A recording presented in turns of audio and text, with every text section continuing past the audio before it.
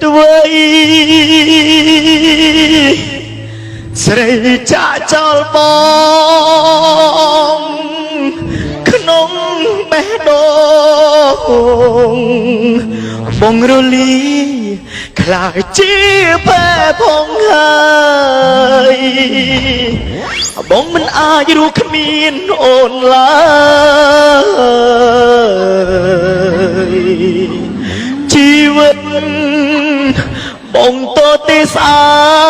តពេលនេះបេះដូង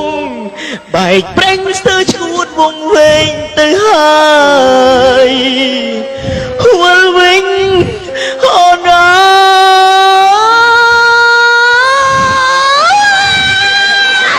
យឡៃណាវាសោតឡៃណា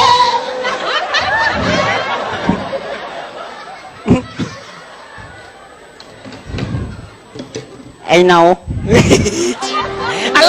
ឡូវមានសម្បត្តិសុំថយអ៊ីណូចូលណា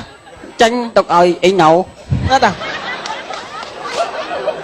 អែតែអ៊ីណូជ្រាបមិនកើតស្ទូចឯងជួចោលហ្មង អូនគុំយំគុំយំគុំយំគុំយំគុំយំអូនយំយំយំហាប់ផ្លែកហើយថ្លៃទឹកផ្នែកចង់ក្រៃ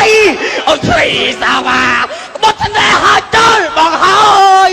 អូនគុំយំគុំយំគុំយំគុំយំអូនបងមេដូបងមិនអាចភ្លេចថ្លៃលោកបានបានអូខេ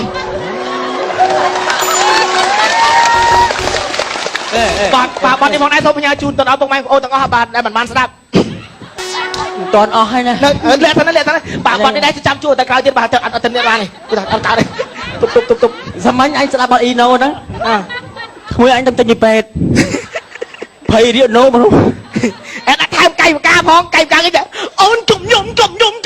អូនកុំយំណែអ៊ីណូអាកាយវិការ អូអាហ្នឹងពួកម៉ាអញតើអញស្រីអំផុតអាកន្លែងហ្នឹងហ៎ អ្នកតាមគេខ្សឹបដឹងជាស្ទាយតាវាអីចឹង គេខ្សឹបសិនអូនកុំយំអញទៅមិនរួចទេអា សឹកសាមញ្ញឃើញវាទៅពេទ្យដេកន្លែងនេះលាយក ហើយមួយទៀត